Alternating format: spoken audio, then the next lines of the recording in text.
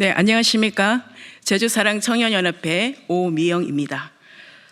자유민주주의 대한민국의 법치국가의 기초를 무너뜨리고 있는 문형배, 이미선, 정계선, 정정미의 직권남용죄 형법 123조의 혐의를 고발합니다. 피고발인 문형배는 헌법재판소 소장 대행인자로서 현재 윤석열 대통령에 대한 탄핵 심판 외에 29건의 탄핵 사건에 대한 심판장의 역할을 하고 있는 자입니다. 헌법재판소 재판관으로서 헌법재판소법 및 형사소송법의 규정을 숙지하고 있는 자임에도 헌법재판소법과 형사소송법 등을 위반하여 심판지휘권을 남용하고 피소추인 윤석열 대통령과 그 변호인단으로 하여금 의무 없는 일을 시키고 권리 행사를 위반하고 방해하고 있습니다.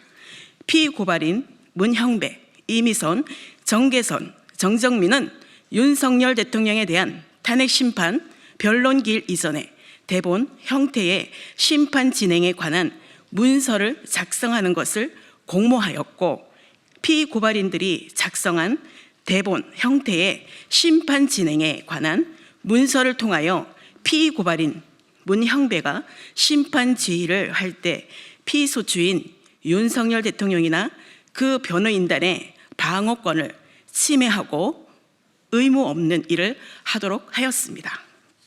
피고발인 문형배의 위법 행위가 많지만 그 중에 6가지 위법 사례입니다.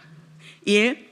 탄핵 심판의 경우 헌법재판소법은 형사소송에 관한 법령을 준용하고 있습니다. 그런데 헌재법 제40조 제1항을 위반하고 있습니다. 2. 헌법재판소법 제29조는 형사소송법 제266조의 위반으로 답변 기일을 보장하지 않고 있습니다.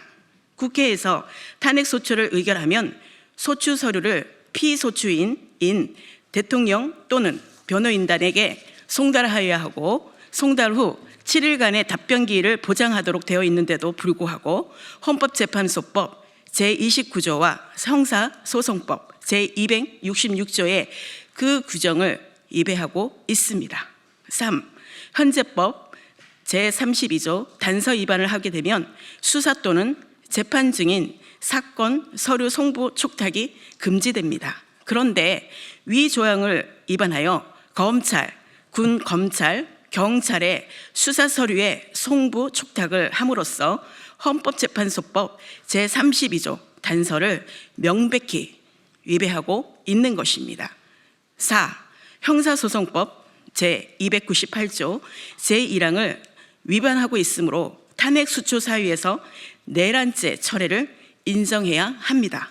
국회가 내란죄를 소추 사유에서 배제한 소추서의 변경을 허가할 수 없음에도 불구하고 이를 허가한 것은 명백히 형사소송법 제298조 제1항을 위배한 것입니다.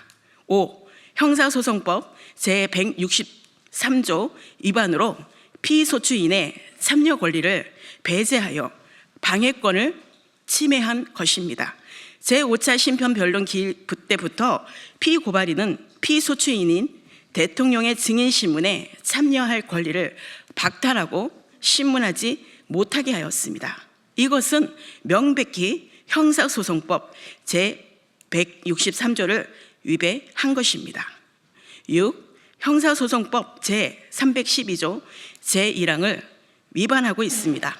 헌법재판소에 출석하여 증언한 수방사령관 이준호 방첩사령단 여인영 707 단장 김현태 등은 수사기관에서의 진술을 번복하여 증언하였음에도 불구하고 이들의 신문조서를 증거로 채택한 것은 수사기관에서 진술한 내용을 공판장에서 부인하면 증거로 채택할 수 없다고 규정한 형사소송법 제312조 제1항을 명백히 위배한 것입니다.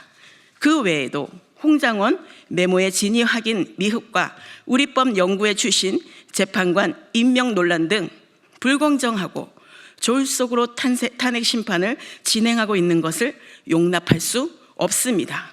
피고발인 이미선, 정계선, 정정민은 문형배와 공모하여 대법 형태의 심판 진행에 관한 문서를 작성하고 문형배로 하여금 위에서 지적한 헌법, 재판소법 및 형사소송법을 위반한 심판 진행 및 증거를 채택하는 결정을 하도록 영향력을 행사하고 있습니다. 그리하여 피고발인들은 직권을 남용하여 피소추인 윤석열 대통령과 그 변호인단으로 하여금 사실상 의무 없는 일을 행하게 하거나 방어할 권리를 방해하기에 충분한 것으로 정당한 권한 외에 행위를 하는 직권남용에 해당되는 것입니다. 그리하여 피고발인 문형배, 이미선, 정계선, 정정민은 법률 전문가로서 헌법재판소법과 형사소송 법령에 정통한 자들입니다. 피고발인들은 자신들이 근무하고 있는 기관의 존재의 근거 법률인 헌법재판소까지 서슴지 않고 위반하고, 또한 형사소송법을 위반하여 피소추인 방어권과 심판에 참여하는 권리를 방해하였고, 그들이 자유민주주의 대한민국 법치를 무너뜨리는 것으로서 그 재질이 심히 불량하므로 직권남용으로 문형배, 이미선, 정계선, 정정미를 고발합니다. 헌법재판소의 불공정한 탄핵 심판은 국민들에게 대한민국의 헌정 질서가 이렇게도 무너진 것인가 라는 탄식을 자아냈습니다. 이에 헌재는 어떤 위법 행위를 했는지 허용 교수가 지적한 헌재 10가지 위법 사례를 참고해 말씀드리겠습니다. 위법 1. 7일간 답변 기일 보장 안함, 헌재법 29조 위반. 헌재법에 따르면 피소추인 변호인단은 7일간의 답변 기일을 보장받아야 함에도 헌재는 이를 무시하고 소추 서류를 즉시 수신 간주로 처리한 뒤 공판 기일을 일방적으로 지정했습니다. 위법 2. 헌재법 40조 위반.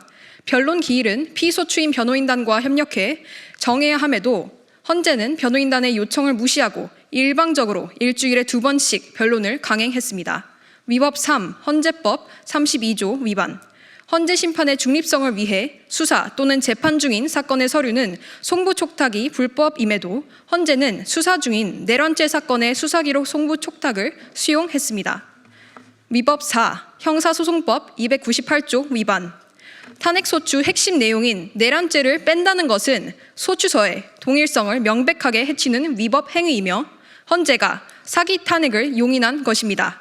내란죄를 빼려면 탄핵소추안을 국회로 되돌려 보내서 재의결을 요구해야 합니다. 위법 5. 형소법 163조 위반.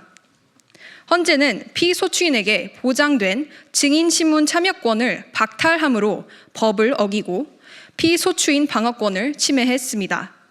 위법 6. 형소법 312조 위반.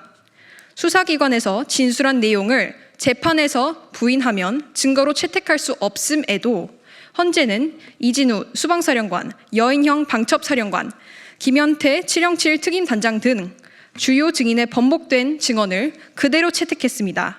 또 진술이 계속 번복되고 진정성이 의심되는 홍장원의 메모에 대해 필적 감정을 통한 진위 확인 없이 증거를 채택했습니다. 위법 7. 우리법 연구회 마은혁 재판관 임명 논란.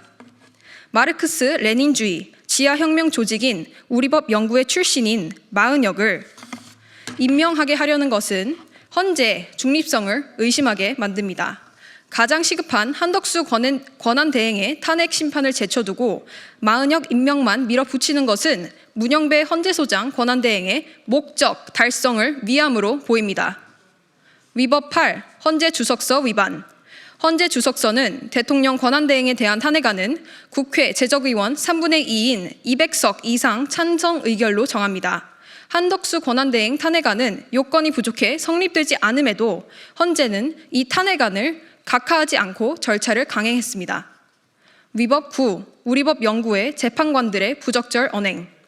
문형배 대행은 자신은 우리법 연구회에서도 가장 좌측에 있다라고 말한 적이 있습니다. 또한 간첩인 신영복의 저서를 대부분 읽었다고 SNS에 올린 적도 있습니다.